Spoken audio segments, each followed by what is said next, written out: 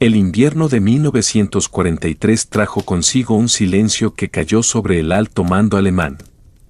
Las ruinas cubiertas de nieve de Stalingrado apenas habían sido despejadas cuando los rumores comenzaron a circular por los pasillos del Urbacomando de Seeres, el alto mando del ejército, anunciando que la guerra ya no podría ganarse en el este. Los boletines oficiales seguían hablando de una defensa elástica y de frentes estabilizados, pero entre los oficiales, el lenguaje en clave significaba algo completamente distinto. Era el comienzo de una silenciosa realización, una que se iría extendiendo desde las salas de mapas de Rastenburg hasta las líneas del frente destrozadas a orillas del Dnieper. Alemania había perdido la iniciativa y, con ella, la guerra, durante casi 2 años. La Wehrmacht había estado consumida por la retirada y la negación. El punto de inflexión no llegó con una sola batalla, sino con una erosión gradual de la fe. Un cambio en el tono de los diarios y memorandos de los hombres que alguna vez creyeron que la victoria era inevitable.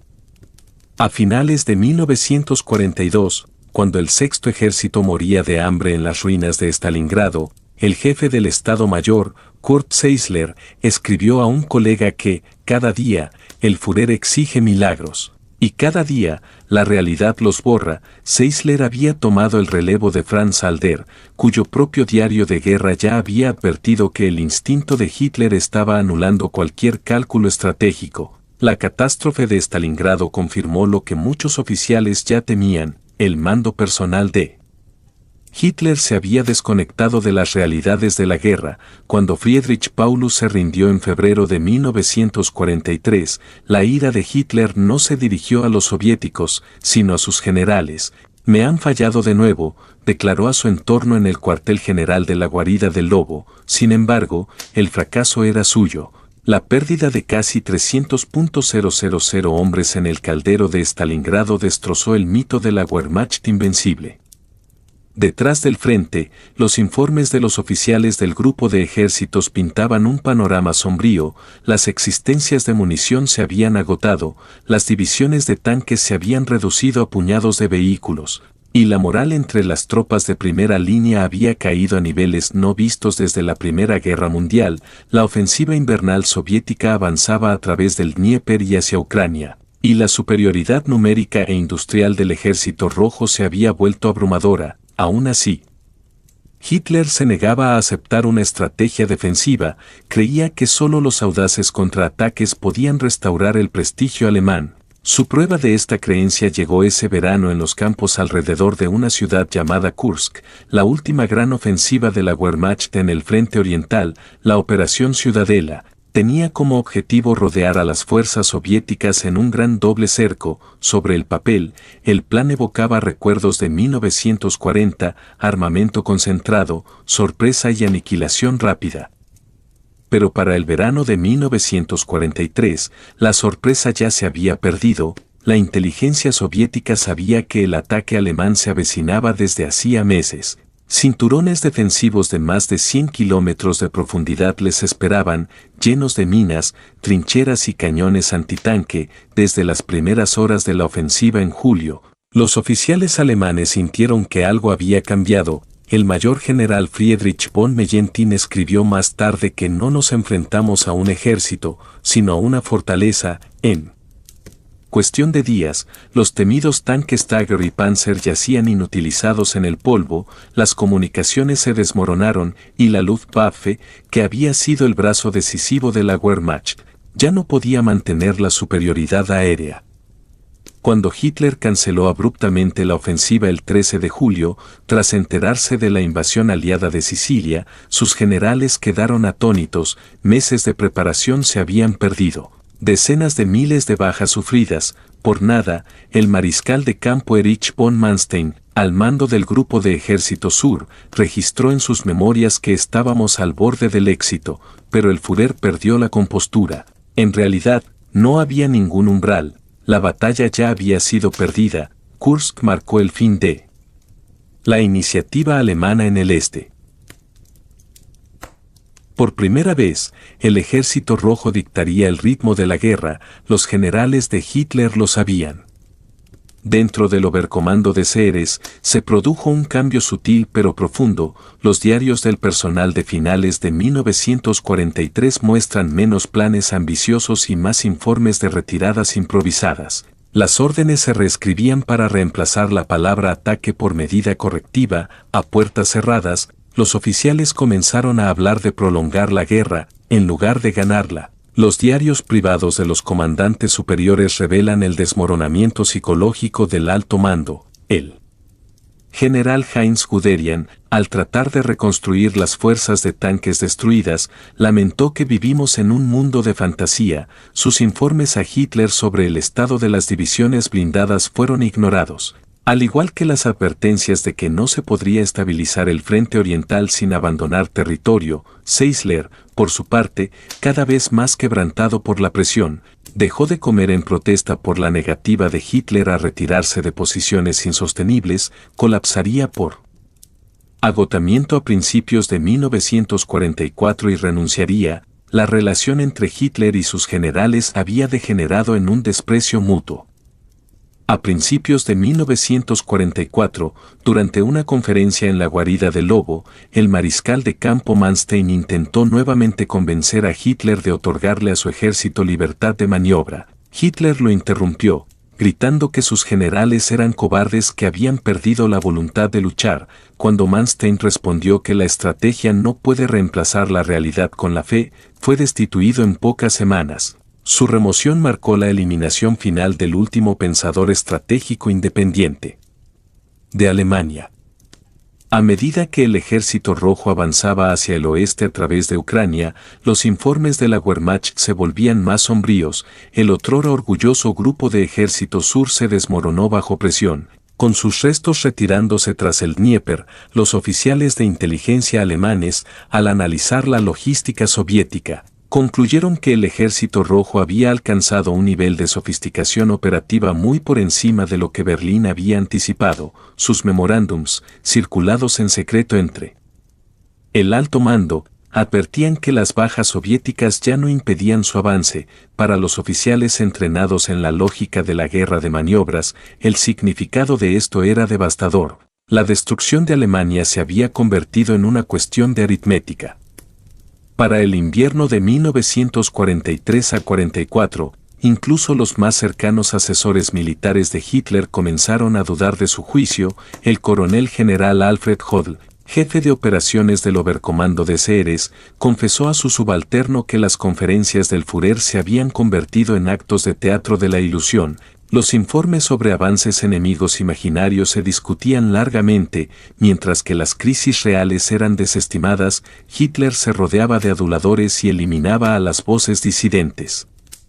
La influencia del alto mando se redujo a funciones burocráticas, redactando órdenes para operaciones ya decididas exclusivamente por Hitler. En el frente, la desilusión se extendió por las filas, y cartas de oficiales en el 4º Ejército Panzer y el 17º Ejército empezaron a reflejar la desesperación que antes solo se encontraba en las salas del personal. «Ya no luchamos por la victoria», escribió un capitán cerca de Kurevograd, «sino porque no hay otro camino». Las unidades de propaganda continuaban filmando heroicos contraataques, pero en la realidad, cada éxito se compraba a un precio que el Reich ya no podía permitirse. La Wehrmacht había perdido la mitad de sus divisiones blindadas desde 1941, la escasez de combustible paralizaba la movilidad, y la Luftwaffe, que antes había dominado los cielos, ahora contaba con solo una fracción de su fuerza original.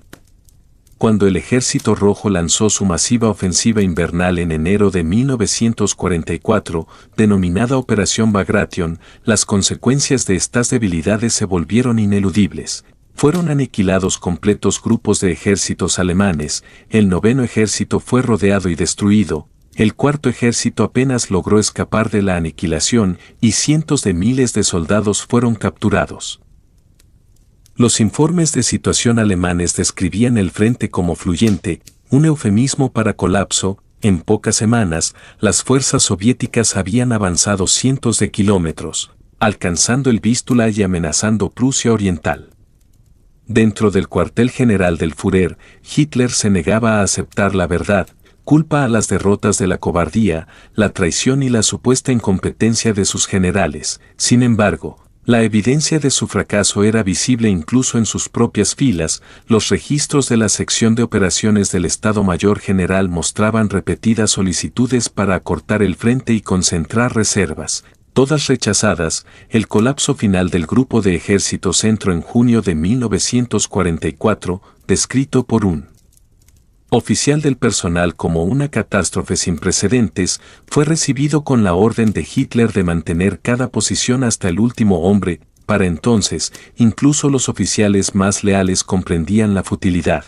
El mariscal de campo Walter Model, uno de los favoritos de Hitler, confió a su personal que el Führer ya no ve el mundo como es, solo como le gustaría que fuera. Model continuó obedeciendo órdenes, pero sus informes se volvían cada vez más sombríos. Cuando se le preguntó sobre la posibilidad de estabilizar el frente oriental, respondió: podemos retrasar el final, no impedirlo.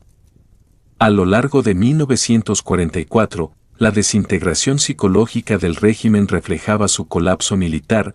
Hitler se aislaba cada vez más, trasladándose de su cuartel general de Prusia Oriental a Berlín a medida que se acercaba la ofensiva soviética. Las conferencias se caracterizaban por arrebatos de ira y culpas cambiantes. Los generales que permanecían leales lo hacían por hábito o miedo, más que por convicción. En privado, muchos empezaron a registrar su desesperación. El general Hans Krebs, último jefe de personal de Hitler, escribió en una carta confidencial que estamos encadenados a un cadáver. El colapso de la fe no solo fue moral, sino institucional.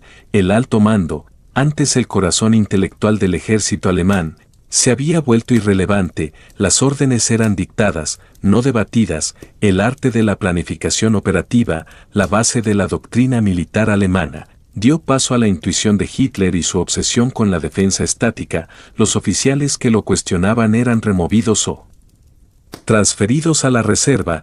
Los que quedaban aprendían a hablar con eufemismos cautelosos. Decir que una posición era insostenible era traición. Había que llamarlo requiriendo refuerzos.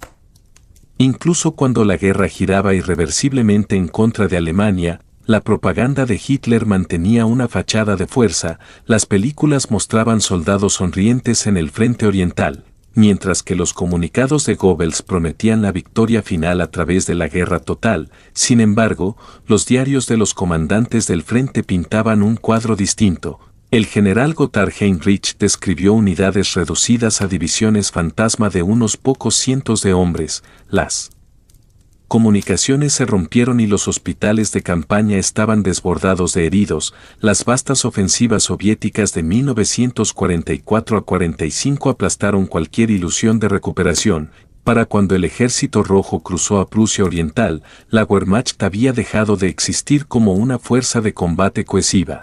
Los oficiales que una vez sirvieron como columna vertebral de las campañas de Hitler ahora luchaban meramente por sobrevivir. Muchos vieron el fin de la guerra como inevitable, pero nadie se atrevió a decirlo en voz alta.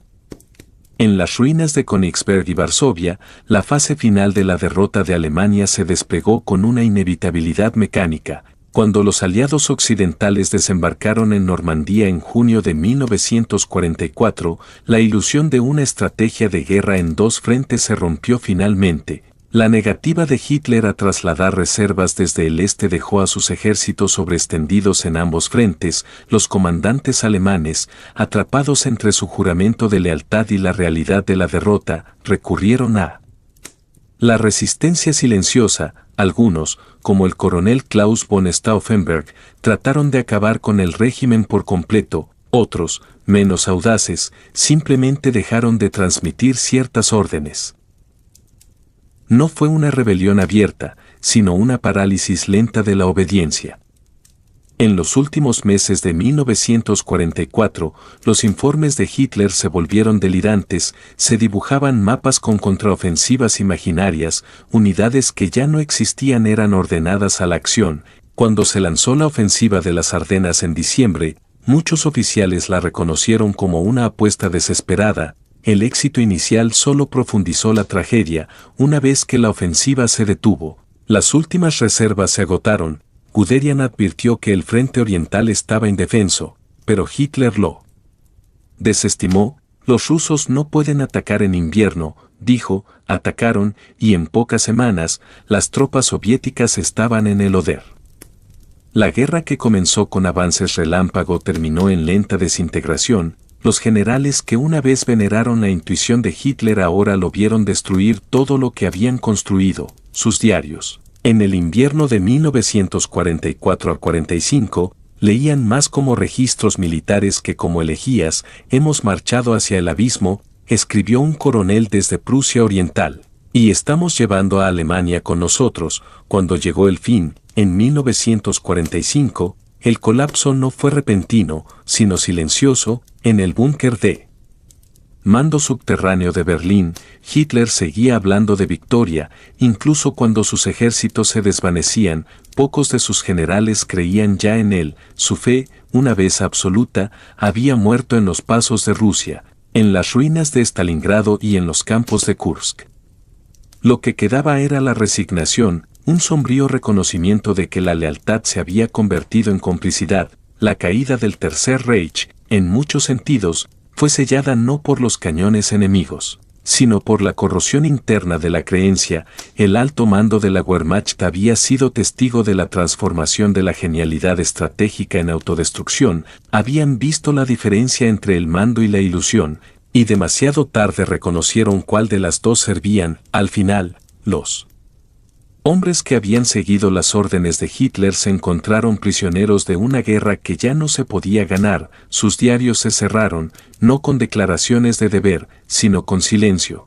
El silencio que comenzó en el invierno de 1943, cuando los generales se dieron cuenta de que la victoria era imposible, se había cerrado por completo. La guerra había terminado, y con ella, la fe que la había sostenido. La guerra continuaba avanzando con la misma destrucción imparable, pero dentro de la Wehrmacht, las discusiones se volvían cada vez más crudas. El sistema de mando de Hitler había llegado a un punto tan quebrado que incluso aquellos que le debían lealtad comenzaban a verse atrapados en un torbellino de contradicciones y desesperanza.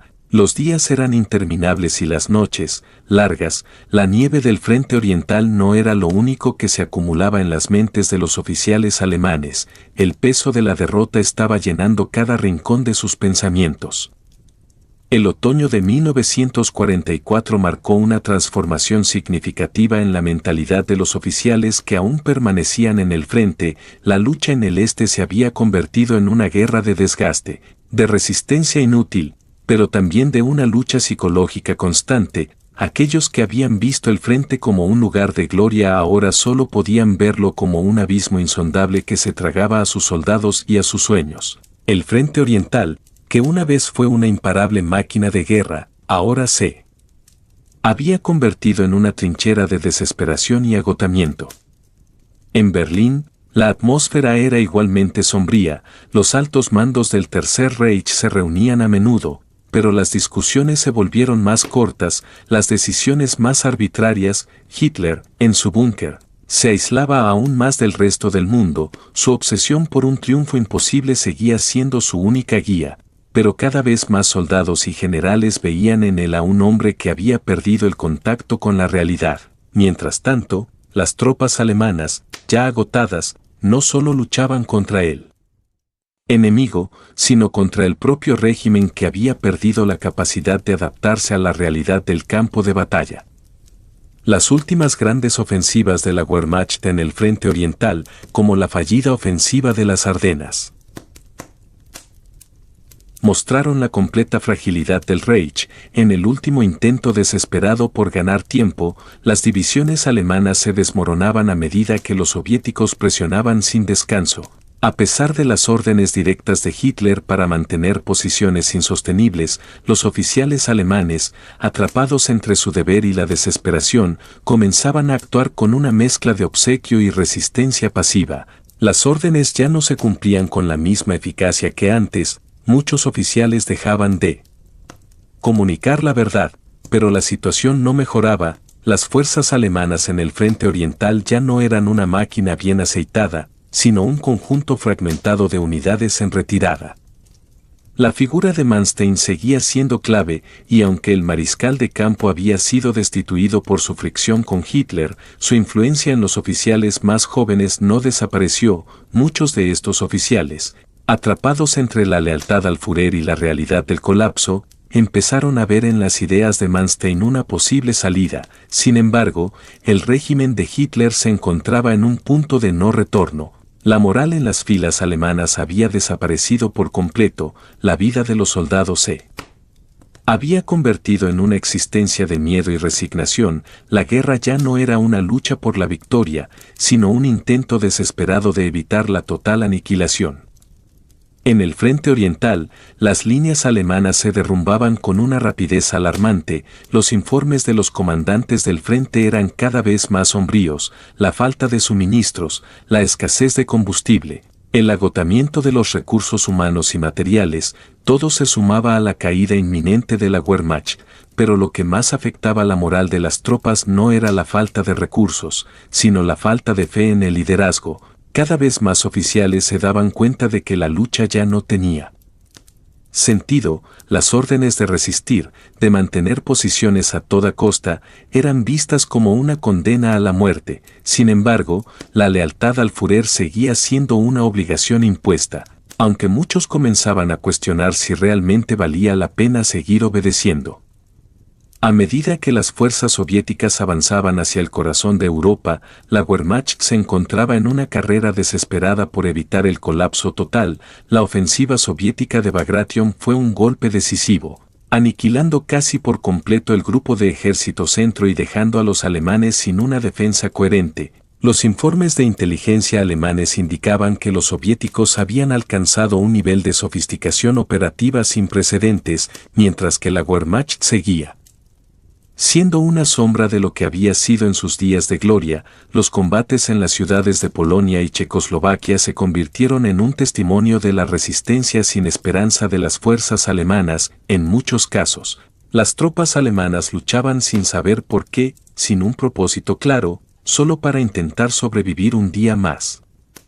En Berlín, Hitler seguía aferrándose a sus delirios de grandeza. A medida que las fuerzas soviéticas se acercaban a la ciudad, su visión de la guerra se volvía más distorsionada. Las reuniones con sus generales se convirtieron en espectáculos de furia y acusaciones, mientras que en el frente, los oficiales ya no podían ocultar la desesperación. El Reich estaba al borde del colapso, y la realidad se estaba abriendo paso, aunque de manera silenciosa. En los últimos meses de 1944, las fuerzas alemanas ya no podían sostener la lucha por mucho más tiempo. En el frente occidental, la invasión aliada había comenzado a romper el muro de defensa alemán. La falta de reservas para trasladar al este dejó a las fuerzas alemanas atrapadas entre dos frentes, luchando en vano por mantener su control sobre los territorios conquistados. Los informes de la situación se volvieron cada vez más sombríos: la caída de París, la liberación de Francia, la ofensiva en Normandía y la entrada de las fuerzas aliadas en Alemania trajeron consigo la inevitabilidad de la derrota. El proceso de desintegración no fue inmediato, pero cada día que pasaba marcaba un paso más hacia la desaparición del Reich. Las últimas ofensivas, como la batalla de las Ardenas, solo demostraron que la Wehrmacht ya no era capaz de ejecutar una guerra eficaz. La lucha, que antes se había basado en rápidos movimientos de tropas, ahora se transformaba en una guerra de posiciones donde la resistencia alemana solo servía para retrasar lo inevitable. La última fase de la guerra en el frente oriental fue la de la total aniquilación. Las divisiones alemanas se disolvieron rápidamente. Los sobrevivientes fueron obligados a retirarse, enfrentándose a la incesante presión soviética. La caída de Berlín fue la culminación de un proceso que había comenzado en los campos de Stalingrado, en Kursk, y en cada una de las batallas que marcaron la progresiva pérdida de la iniciativa alemana. Los oficiales ya no eran los hombres decididos de antaño. Se habían convertido en sombras de sí mismos, simplemente cumpliendo órdenes que sabían que no podían cambiar el resultado final. Cuando las tropas soviéticas entraron en Berlín en mayo de 1945, lo hicieron no solo como vencedores en el campo de batalla, sino también como los símbolos de una derrota moral y psicológica de la Wehrmacht, una derrota que había comenzado mucho antes de que las últimas balas fueran disparadas. La caída del Tercer Reich no fue solo el colapso de un ejército, fue el derrumbe de un sistema que había arrastrado a toda una nación hacia el abismo, a medida que el invierno de 1944 se fue alargando. Las fuerzas alemanas comenzaron a sentir cada vez más el peso de la derrota. En la alta comandancia del Reich ya no existían los bríos de antaño. Los oficiales que alguna vez habían sido impulsados por el ardor de la victoria, ahora se encontraban lidiando con el cansancio y el vacío de la derrota inminente. Era una atmósfera de absoluta decadencia, donde la moral de los oficiales y soldados de la Wehrmacht se iba desmoronando día tras día. El ejército rojo avanzaba imparable desde el este, presionando cada vez más hacia el corazón de Alemania. Ya no era solo la presión de las bajas en el frente lo que devastaba a la Wehrmacht, sino la creciente pérdida de confianza en el liderazgo de Hitler. En los pasillos del Führerbunker, mientras las bombas caían a pocos kilómetros, Hitler seguía confiando en sus delirios de grandeza. En las trincheras, la Wehrmacht solo luchaba por sobrevivir, sin esperanza alguna de victoria. La desintegración del frente oriental fue rápida y brutal. El frente se desplomó en pocos meses, y las líneas de defensa alemanas se deshicieron como papel mojado ante la fuerza arrolladora del ejército rojo. Desde principios de 1944, las derrotas alemanas fueron cada vez más seguidas, una tras otra. La batalla de Kursk había marcado el fin de la ofensiva alemana en el este, y las primeras señales de la debilidad de la Wehrmacht se hicieron evidentes incluso antes de la ofensiva soviética de Bagration. Sin embargo, el colapso real comenzó cuando el grupo de ejército centro fue destruido en un cerco masivo durante esa operación. Las tropas alemanas que aún quedaban en el frente no se encontraban preparadas para la magnitud del ataque soviético. La Wehrmacht, que alguna vez había sido un ejemplo de eficiencia y disciplina, ahora se veía atrapada en una guerra que ya no podía ganar. La moral cayó tan rápidamente como las posiciones fortificadas del frente oriental, y los soldados que sobrevivieron a las primeras oleadas de ataques soviéticos pronto se vieron obligados a retirarse sin orden, huyendo de una marea de soldados rusos que los perseguían sin descanso. En las oficinas de la alta comandancia, los informes llegaban con una rapidez abrumadora. A medida que los soviéticos rodeaban y destruían uno tras otro los grupos de ejércitos alemanes, los oficiales del alto mando comenzaban a reconocer lo que ya muchos sabían: la guerra estaba perdida. Pero esa conclusión seguía siendo impensable para Hitler, quien continuaba insistiendo en que el enemigo no podía resistir mucho más. En las últimas reuniones, en sus conferencias, ya no había señales del antiguo vigor que alguna vez había sido su característica. En su lugar, se notaba un hombre que se aferraba a la única verdad que le quedaba, la voluntad de continuar luchando, aunque el Reich estuviera al borde del colapso. El invierno de 1944 a 45 trajo consigo una nueva ofensiva soviética, la batalla por Berlín. Desde la perspectiva del mando alemán, la caída de la capital parecía inevitable. En las defensas de la ciudad, hombres que nunca pensaron que serían parte de una batalla por la supervivencia de la patria, ahora se encontraban luchando por algo mucho más personal: su propia vida. En los pasillos del cuartel general del Führer, los oficiales seguían recibiendo órdenes de mantener a toda costa cada metro de terreno, sin importar lo que esto costara. La resistencia alemana en Berlín era ya simbólica, más un acto de desesperación que una defensa organizada. Para muchos de los oficiales que aún servían bajo las órdenes de Hitler, el último clavo en el ataúd de la Wehrmacht fue la irracionalidad de las decisiones de su líder. Las órdenes de resistir en Berlín, incluso cuando la ciudad ya estaba prácticamente rodeada, simbolizaban la desconexión total entre Hitler y la realidad del campo de batalla. Los informes de sus propios generales indicaban que la situación era insostenible, pero el Führer rechazaba toda sugerencia de retirada, convencido de que un último esfuerzo podría cambiar la suerte de la guerra. Sin embargo, mientras los altos mandos seguían obsesionados con la idea de mantener la lucha, las tropas en el frente se encontraban atrapadas en una pesadilla. En Berlín, los civiles, junto con los soldados, Se unieron a la lucha por la ciudad, armados con lo que podían encontrar. No había más orden en las filas, no quedaba cohesión ni coordinación. Los informes de los pocos comandantes que quedaban en la ciudad hablaban de una resistencia desorganizada, de soldados atrapados en escombros, de las defensas de Berlín cayendo una a una ante el avance imparable de las tropas soviéticas.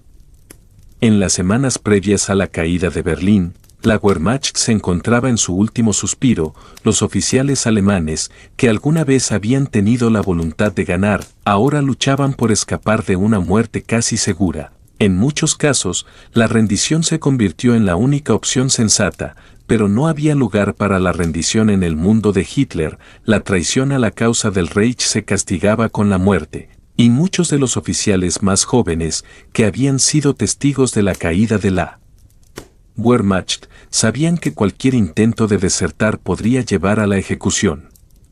Sin embargo, mientras los soviéticos avanzaban hacia la ciudad, algunos oficiales comenzaron a tomar medidas desesperadas. En las últimas horas del gobierno nazi, cuando la resistencia en Berlín era casi nula, surgieron actos de resistencia silenciosa entre los propios soldados alemanes. Algunos oficiales, aún leales a su deber, decidieron tomar sus propias decisiones. Muchos de ellos, por miedo a ser responsables de la catástrofe, dejaron de pasar las órdenes de Hitler a sus tropas. Otros, incluso, comenzaron a ocultar o falsificar informes de la situación en Berlín, para mantener la fachada de que la defensa aún era posible.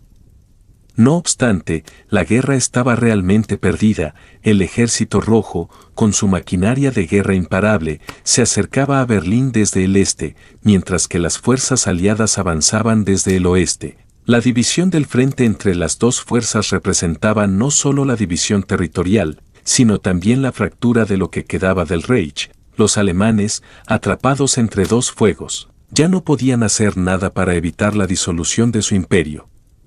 La noche del 30 de abril de 1945, Hitler, junto con su círculo más cercano, se suicidó en su búnker en Berlín. Fue un acto final, un símbolo de la absoluta destrucción del Tercer Reich, de la total disolución de la fe en la causa que había sostenido a Alemania durante tanto tiempo. La ciudad estaba rodeada por las tropas soviéticas y los oficiales que quedaban eran pocos. La batalla por Berlín ya era solo una cuestión de tiempo. Mientras las últimas unidades alemanas seguían luchando en la capital, el final ya se había escrito. Los soviéticos, al mando de Zhukov, finalmente entraron en Berlín, llevando consigo el colapso definitivo del Tercer Reich. El Führer había caído, y con él, la ilusión de la victoria. La guerra en Europa había terminado. Pero las consecuencias de la destrucción que había dejado la Wehrmacht seguirían afectando al continente durante décadas. La caída de Berlín marcó el fin de un capítulo oscuro en la historia de Europa, uno que había sido escrito con sangre, mentiras y la total disolución de los principios militares que habían llevado a Alemania a la guerra. En las memorias de los oficiales que habían servido bajo Hitler, las palabras ya no hablaban de gloria ni de deber, hablaban de desesperación, de desilusión, de un sacrificio que ya no tenía sentido. La fe en la victoria se había desvanecido, y lo único que quedaba era el silencio que había comenzado a asentarse sobre la Wehrmacht en 1943, un silencio definitivo. El avance imparable de las tropas soviéticas, empujando sin cesar a las debilitadas fuerzas alemanas, parecía haber desbordado todo control. En las profundidades de la desesperación. Incluso los más leales oficiales de la Wehrmacht se veían atrapados en una guerra que ya no podían ganar. La lucha no solo era física, sino profundamente psicológica, ya que los que aún seguían al mando sentían como un peso insoportable la carga de la derrota inminente.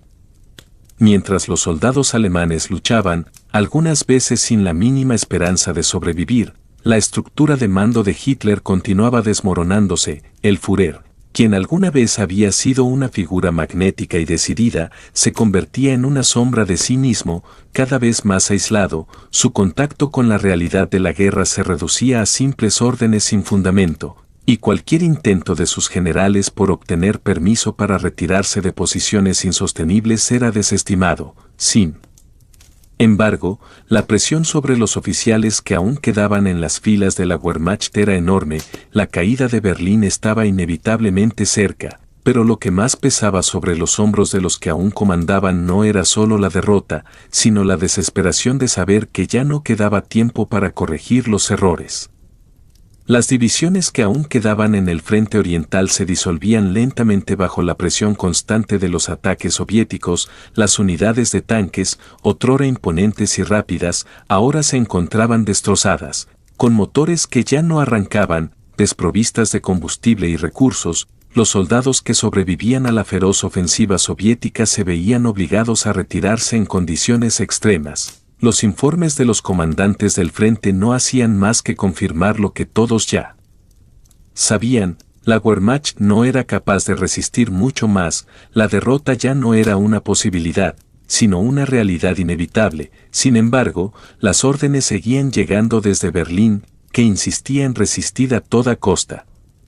La desesperación se fue extendiendo entre los oficiales y soldados alemanes, que veían cómo las filas de la Wehrmacht se reducían cada día, los cuerpos de aquellos que caían en combate se amontonaban en las calles, mientras que los supervivientes trataban de reagruparse, sabiendo que su misión era simplemente resistir. El verdadero horror no estaba solo en las batallas, sino en la angustia psicológica de una guerra sin esperanza. Los oficiales de la Wehrmacht, muchos de los cuales habían sido testigos de las primeras victorias rápidas, se encontraban ahora atrapados en un conflicto que ya no tenía lógica alguna. Los comandantes comenzaron a comunicarse en eufemismos, usando palabras como retrasar en lugar de detener, prolongar en vez de resistir. Los soldados, al igual que sus oficiales, luchaban por sobrevivir más que por ganar.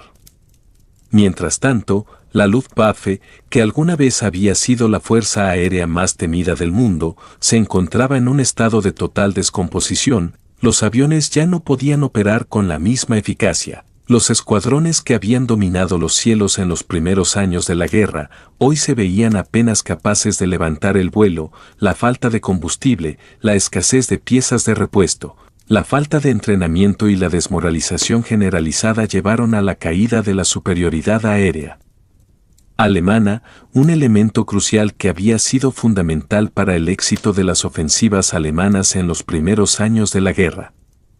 En las mismas salas del Führerbunker, las reuniones ya no eran ni siquiera una formalidad. Hitler se aislaba cada vez más y su círculo de confianza se iba estrechando. En estas últimas etapas de la guerra, sus decisiones se volvían cada vez más erráticas. Los informes que le llegaban sobre las condiciones del frente ya no eran relevantes para él. Él seguía creyendo que la resistencia heroica podía revertir la situación, y su obsesión con los contraataques a gran escala, como si todo fuera a volver a la normalidad, solo aceleraba la caída del Reich. A pesar de la realidad que se desmoronaba, Hitler seguía convencido de que una ofensiva decisiva podría salvar la situación, pero los generales que aún quedaban, atrapados en un dilema moral, sabían que cualquier ofensiva que no fuera en defensa de la capital sería inútil. Los oficiales, aunque en privado criticaban la desastrosa situación, seguían recibiendo órdenes de resistir. El alto mando alemán se había convertido en una burla de lo que había sido antes. En los pasillos del cuartel general, los oficiales más jóvenes veían como los veteranos, aquellos que alguna vez lucharon en las primeras batallas de la guerra, ahora luchaban por mantener la compostura. Los oficiales de la Wehrmacht, al igual que los soldados en el frente, estaban cansados no solo de luchar, sino de seguir siendo parte de una guerra que no tenían forma de ganar. La desesperación era evidente, y en las últimas semanas, algunos oficiales ya no se presentaban a las reuniones, sabiendo que sus contribuciones eran solo una formalidad. La lealtad a Hitler, que en sus primeros años de poder había sido inquebrantable, comenzaba a desmoronarse. Los oficiales que aún quedaban eran, en su mayoría, los más leales, pero el peso de las derrotas acumuladas había dejado una marca imborrable en su moral. Los soldados en las trincheras, muchos de ellos conscientes de la inutilidad de la resistencia, se preguntaban si seguir luchando era realmente la mejor opción. En el frente oriental, las tropas alemanas, atrapadas entre el avance soviético y la falta de suministros, se encontraban en una lucha constante por sobrevivir. Los informes sobre el frente oriental reflejaban una realidad aún más desesperante: la Wehrmacht ya no podía sostener más de lo que quedaba de sus líneas. Las grandes ofensivas de los soviéticos se extendían por todo el territorio, rodeando las ciudades y aplastando todo a su paso. La situación para las tropas alemanas era cada vez más insostenible. Las batallas se libraban en las ruinas de las ciudades, y los soldados que quedaban, fatigados y demacrados, sabían que solo un milagro podría salvarlos. Mientras tanto, el régimen nazi comenzaba a mostrar fisuras irreparables. La propaganda, que había sido uno de los pilares del gobierno de Hitler, ya no tenía el mismo impacto que antes. Las mentiras que una vez habían mantenido la moral alta ahora solo servían para alimentar la desesperación. En las ciudades, la gente veía cómo el final se acercaba, y las calles se llenaban de rumores sobre la caída de Berlín. La situación era tan crítica que muchos comenzaron a abandonar sus hogares, temiendo lo peor. En el Führerbunker, la realidad de la derrota comenzaba a calar. Los últimos meses fueron testigos de un régimen cada vez más aislado. Las discusiones entre Hitler y su círculo cercano eran cada vez más frecuentes y más intensas. Ya no quedaba espacio para la diplomacia o la estrategia. La guerra era una cuestión de supervivencia. A medida que los soviéticos se acercaban, Hitler se recluyó más en su propio mundo, aferrándose a las últimas ilusiones que le quedaban. Las últimas batallas fueron un triste reflejo de lo que había sido la Wehrmacht en sus mejores días: sin combustible, sin suministros, sin moral y sin liderazgo. Las fuerzas alemanas lucharon por mantener el control de lo que quedaba de su país. Mientras tanto, en Berlín, los bombardeos se intensificaban. Las ruinas de la ciudad eran testigos del colapso final de un régimen que, en su auge, había soñado con conquistar toda Europa. La caída de Berlín fue, por fin, el punto de no retorno. En abril de 1945, las tropas soviéticas entraron en la capital. Los últimos intentos de resistencia fueron aplastados en cuestión de días. La capitulación era inevitable. En sus últimos momentos, los oficiales y soldados alemanes fueron testigos de la total destrucción de su país. La guerra había terminado para ellos, pero no sin antes dejar una huella imborrable en la historia del continente europeo. La Wehrmacht se desplomaba, como una gigantesca sombra desmoronándose ante el avance incesante del Ejército Rojo. Las últimas unidades alemanas, desmoronadas, luchaban con lo que quedaba de su honor y voluntad. Los soldados ya no combatían por una causa, sino solo por sobrevivir. Los oficiales, agotados y desbordados, miraban los escombros de lo que alguna vez fue la máquina de guerra más poderosa de Europa.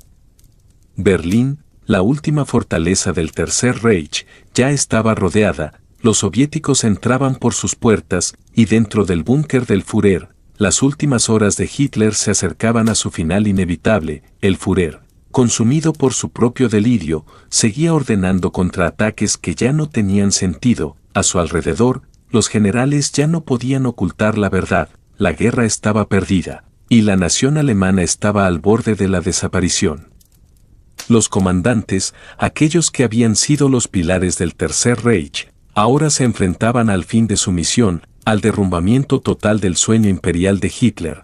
Algunos de ellos se habían dado cuenta mucho antes de que la derrota era inevitable, pero las órdenes seguían viniendo: resistir a toda costa, resistir hasta el último hombre. Pero ya no había más hombres, ni más recursos, ni más esperanzas. En los pasillos del Führerbunker, las palabras de los oficiales ya no eran órdenes, sino susurros de desesperación. Las tropas que aún quedaban en el frente oriental se disolvían rápidamente, y los pocos soldados que quedaban en Berlín luchaban por un propósito que ya ni ellos mismos podían entender. Las calles de la ciudad estaban plagadas de cadáveres, ruinas y desolación. La última resistencia se desmoronaba bajo el peso de la historia. Finalmente, cuando el último soldado alemán abandonó la ciudad, las tropas soviéticas entraron en Berlín. La bandera roja ondeaba sobre el Reichstag, el último símbolo de una Alemania que ya no existía. Los oficiales que habían luchado durante años en el frente, ahora solo podían mirar en silencio. La derrota no era solo militar, sino también moral. No quedaba nada que salvar, la guerra había consumido a todos, tanto a los soldados como a los líderes que los habían enviado a luchar. Y mientras la ciudad caía, mientras la nación alemana se desmoronaba, la pregunta permaneció en el aire: ¿cómo fue posible que una nación tan poderosa se destruyera a sí misma de tal manera?